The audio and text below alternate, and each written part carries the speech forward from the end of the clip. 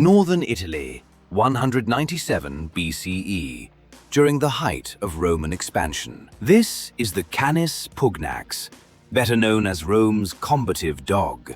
And for over 3 centuries, these engineered war beasts terrorized battlefields from Gaul to Sardinia, while serving as the ancient world's first true military working dogs. And when Greek historians first witnessed them in action during the Punic Wars, they described scenes so brutal that some accounts were dismissed as exaggeration, until archaeological evidence confirmed the truth. Bronze armor fragments, spiked collars, and grave markers depicting these animals alongside fallen legionaries. In this video, we're going inside Rome's meticulous breeding program and tactical deployment strategies to see how the empire turned Greek livestock guardians into the world's first weaponized canine super soldiers. When Rome conquered Greece in the 2nd century BCE, they didn't merely plunder art and knowledge. They recognized something far more valuable in the massive Molossian hounds of Epirus, a region in northwestern Greece known for producing dogs of exceptional size and ferocity. And these weren't ordinary guard animals, but rather specimens that could weigh over 100 pounds, possessed bone-crushing jaw strength, and demonstrated a temperament that remained steady even when chaos erupted around them. Traits that Roman military minds immediately identified as exploitable for warfare. Roman engineers approached dog breeding with the same systematic precision they applied to aqueduct construction and siege warfare, and they began crossing these formidable Molossian giants with native Italian mastiffs, meticulously selecting for specific traits across multiple generations, creating animals that combined Greek size and Greek steadiness with Italian aggression and Italian endurance. And within just a few breeding cycles, they had produced the Canis pugnax, a creature that could sprint like a wolf despite weighing as much as a grown man, maintain ice-cold nerves when surrounded by clashing iron and screaming soldiers, and respond to complex whistle commands even in the deafening chaos of pitched battle. Legion officers tracked these breeding programs with the same meticulous record-keeping that quartermasters used for javelins and armor, and every pup born on state-controlled land was marked as military property, not merely as a tag of ownership, but as a declaration of purpose, transforming creatures of instinct into dedicated military assets, ready for deployment on the front lines or in the arenas. And this wasn't about companionship or hunting for sport. This was about creating living weapons that could be deployed with tactical precision. The training regimen for these animals began at 8 weeks of age, and unlike civilian dogs that might learn basic obedience, these recruits underwent military conditioning that rivaled what human soldiers experienced, learning a complex system of whistle signals for advance, hold, and release. Commands that needed to be understood and executed without hesitation, regardless of battlefield conditions. And handlers employed strict discipline with rewards for success and consequences for failure, though some modern reconstructions suggesting withholding food or using goat blood as rewards may be dramatic embellishments rather than documented ancient practices. By 6 months of age, these animals weren't just large. They were conditioned athletes capable of healing beside a marching column for 20 miles without faltering, their ears constantly flicking to changes in cadence, their endurance matching that of the legionaries themselves. And socialization meant living directly within the tent lines, where soldiers slept beside their assigned dogs, ensuring that each beast learned to distinguish legionary leather from Gallic wool by scent alone, a critical skill that prevented accidental attacks on Allied forces during the confusion of battle.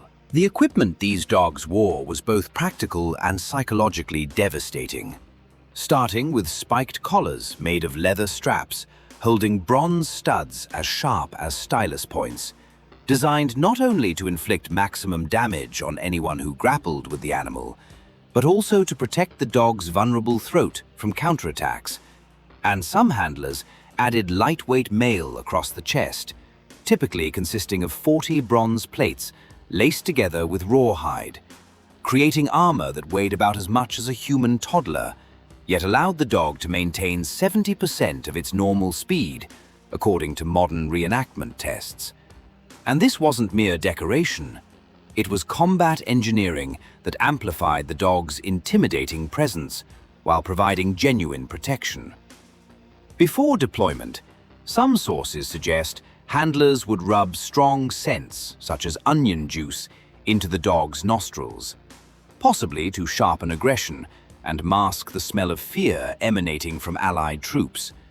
Though this detail comes from interpretation of later military practices, rather than direct ancient documentation.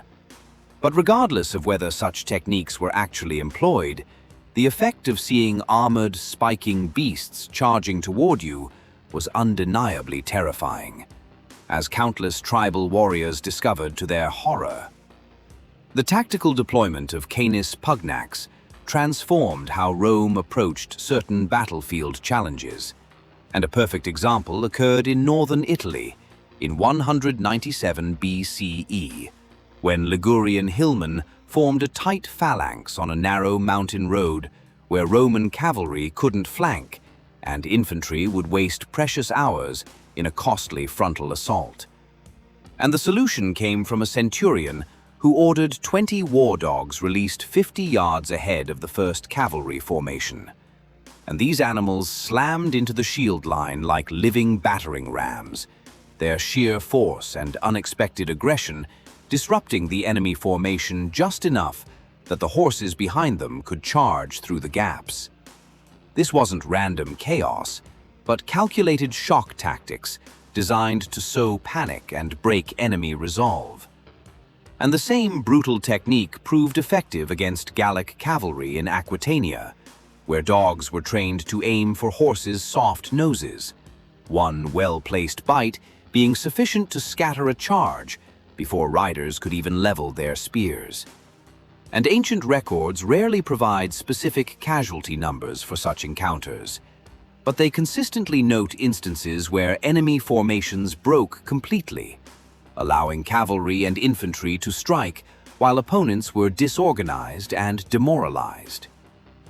The versatility of these animals extended beyond open battle, and during the reclamation of Sardinia in 231 BCE, Consul Marcus Pomponius Matho deployed scent-trained dogs to hunt down guerrilla forces hiding in caves and dense forests, terrain where human soldiers struggled to maintain cohesion and locate hidden enemies.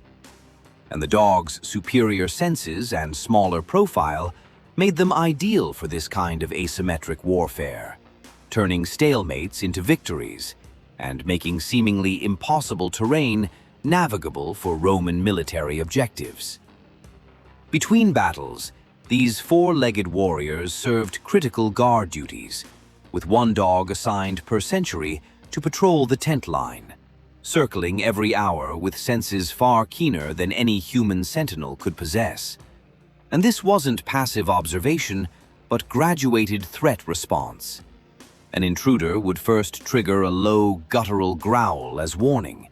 Ignore it, and the animal wouldn't hesitate to attack the femoral artery. A trained, precise response that ensured camp security without unnecessary casualties among authorized personnel. When their fighting days concluded, these veterans weren't simply discarded like broken equipment, but instead retired to farms outside Rome. And some received special recognition, as evidenced by grave markers depicting old mastiffs reclining beside gladii, poignant symbols of parallel service that highlight a unique aspect of Roman society, where even animals, if they served the state effectively, earned their place in its history and memory.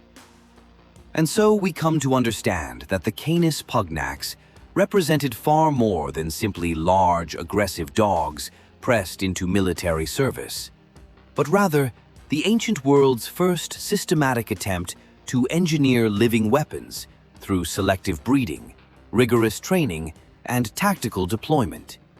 And for over 3 centuries, these animals served as force multipliers that broke enemy formations, secured Roman camps, and hunted down insurgents in terrain where traditional military units struggled.